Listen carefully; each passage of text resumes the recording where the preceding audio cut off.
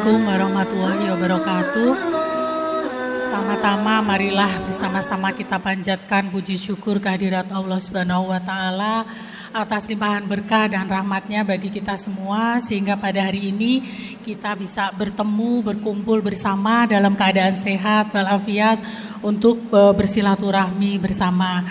Yang saya hormati Bapak Ustadz Solihin Hasibuan, terima kasih Ustadz sudah bersedia hadir di tengah-tengah kami. Yang saya hormati teman-teman sekalian, semua unsur Sivitas Hospitalia Rumah Sakit Muhammad Husin Palembang. Alhamdulillah pada hari ini kita akhirnya berhasil menyelenggarakan acara halal bihalal ya, setelah terpaksa harus kita mundurkan 1 minggu karena kita mengikuti arahan dari pimpinan ya teman-teman sekalian. Jadi bahwa diharapkan pada saat kemarin kita libur panjang, masuk dari libur panjang itu kita bekerja terlebih dahulu ya, baru kita melakukan acara halal bihalal.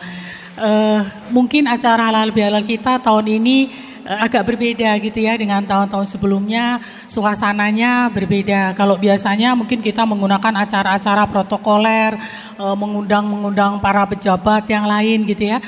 Untuk halal bihalal kali ini saya memang kepengen bahwa ini adalah acara internal kita Rumah Sakit Muhammad Husin ya. Jadi saya berharap semua staf Rumah Sakit Muhammad Husin bisa menghadiri, walaupun memang pasti tidak bisa semua ya karena kita pelayanan.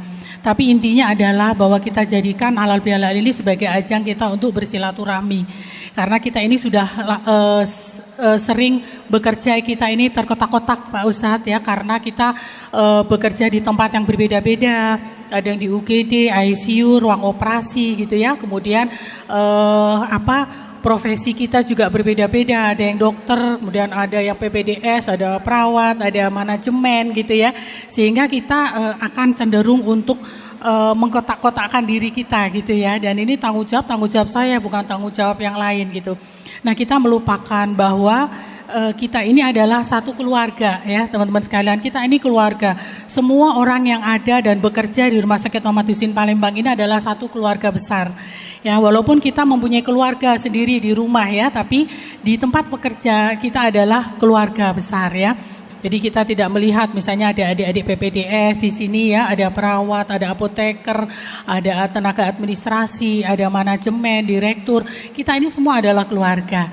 Nah, dengan duduk bersama di bawah seperti ini, kita tidak berbeda ya teman-teman sekalian. Kita adalah orang yang sama, kita duduk sama rendah. Ya, yang membedakan kita hanya tugas kita gitu. Sehingga tidak ada yang perlu kita bangga-banggakan dari jabatan kita, dari harta kita gitu ya. Misalnya saya direktur utama, tidak ada yang perlu saya banggakan dari itu. Karena mungkin hari ini, besok, seminggu lagi, sebulan lagi, bisa saja ini akan diambil dari saya ya. Karena memang ini bukan punya saya. Harta kita juga begitu ya teman-teman. Bisa saja dalam sekejap kalau Allah berkehendak akan diambil dari kita. Karena itu memang bukan punya kita.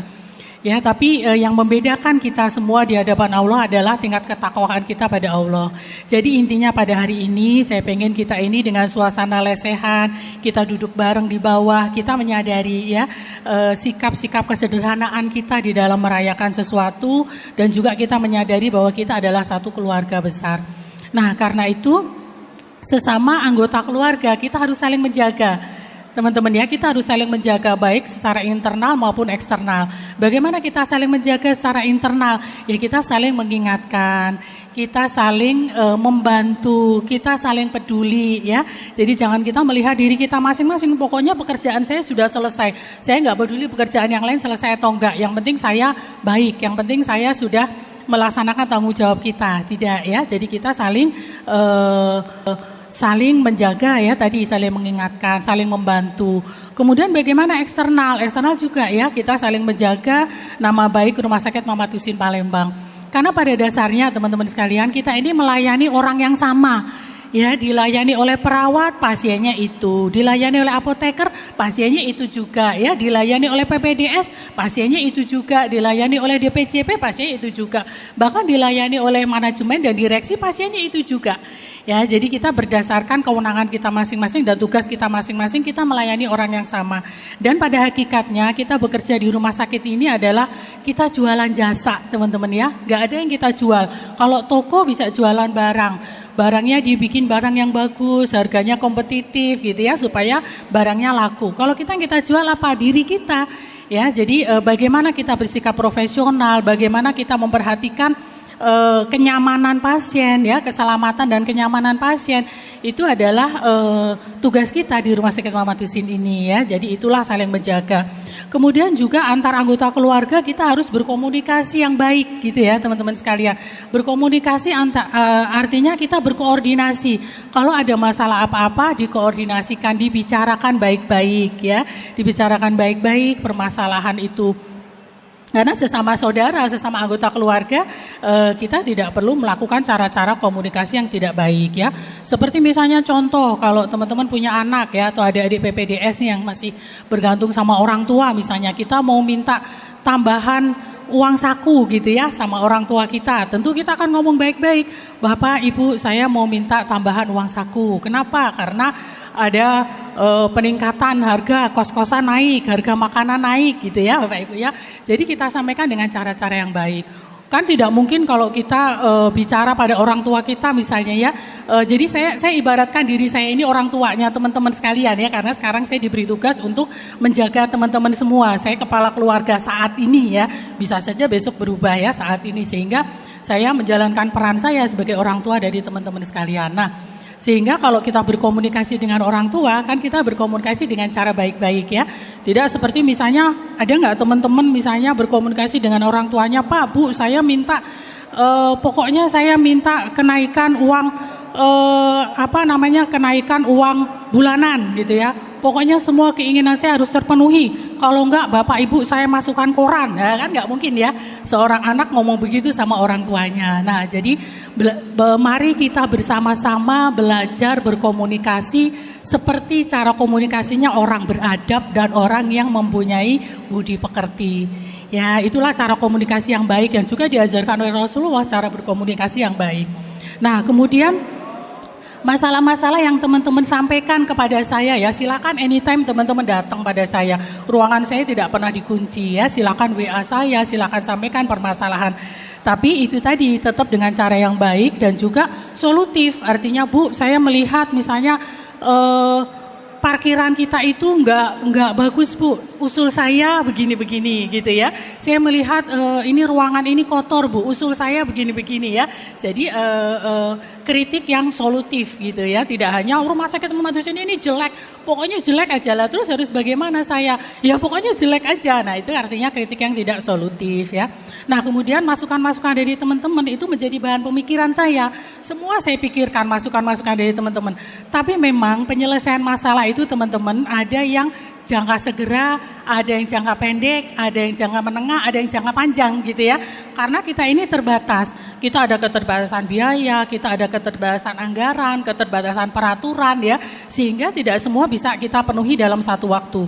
Yang misalnya yang bisa kita selesaikan segera, saya harus jumpalitan misalnya mencari tempat tidur ya, sampai ruangan gerah eksekutif misalnya terpaksa saya masukkan kelas 1 yang kepengennya teman-teman itu harus eksekutif, benar-benar eksklusif. Ya, saya mohon maaf terpaksa memasukkan kelas 1 karena kita kekurangan tempat tidur. Nah, kemudian untuk masalah-masalah yang lain misalnya jangka pendek ya. Insya Allah ini mohon doa dukungannya teman-teman semua.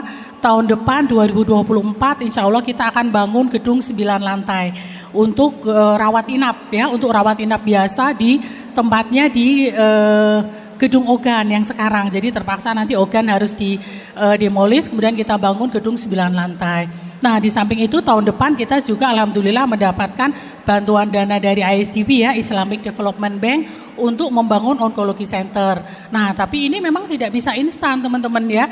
Dana dari ISDB ini tahun 2024 baru bangun gedung, 2025 baru interior, 2026 baru ngisi alat, sehingga mungkin 2027 baru bisa. Tapi insya Allah gedung 9 lantai yang akan kita bangun sendiri tahun depan itu insya Allah ya, kalau segala sesuatunya berjalan lancar dalam 1 tahun akan selesai.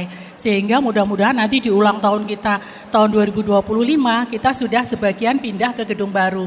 Karena ada sekitar 500 tempat tidur yang kita siapkan.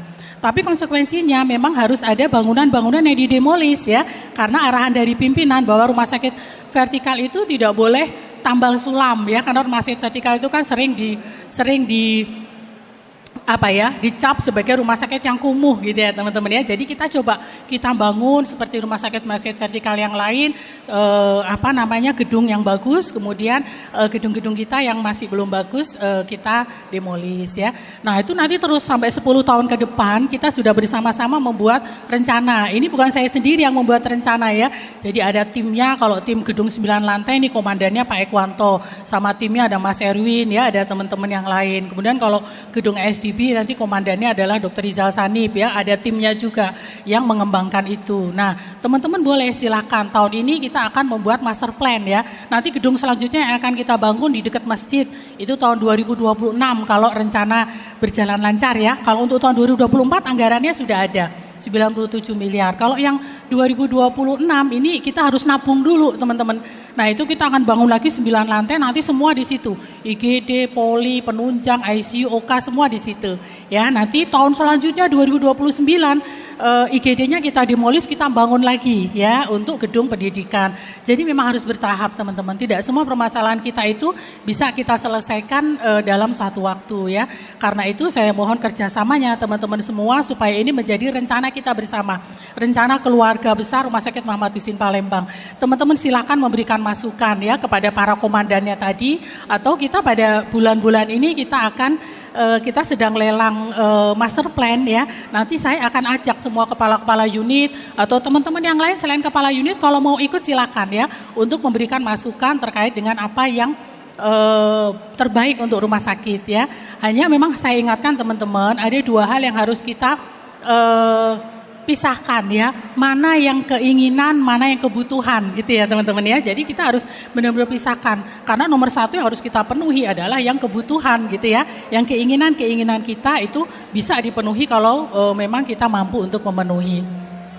Nah, karena itu sebagai penutup dari sambutan saya pada pagi hari ini sebagai kepala keluarga ya, sebagai komandannya teman-teman sekalian, dari lubuk hati saya yang paling dalam saya mohon maaf yang sebesar-besarnya ya, selama saya melayani teman-teman dalam 7 bulan ini ada hal-hal yang pasti membuat teman-teman tidak nyaman ya, membuat teman-teman mungkin perubahan-perubahan yang saya buat membuat teman-teman kurang nyaman. Saya mohon dimaafkan. Karena pada hakikatnya saya ini adalah pelayan utamanya teman-teman ya. Saya bukan bosnya teman-teman, tapi saya adalah pelayan. Saya orang yang melayani teman-teman sehingga teman-teman bisa melayani pasien kita dengan sebaik-baiknya. Ya, dan mudah-mudahan kita jadikan momen dari Idul Fitri ini menjadi momen kita untuk bisa saling memaafkan ya, bisa saling membuka hati kita ya kepada saudara-saudara kita satu keluarga di Rumah Sakit Muhammad Husin Palembang. Mungkin itu yang bisa saya sampaikan. Sekali lagi mohon maaf, terima kasih. Billahi taufik wal hidayah. Wassalamualaikum warahmatullahi wabarakatuh.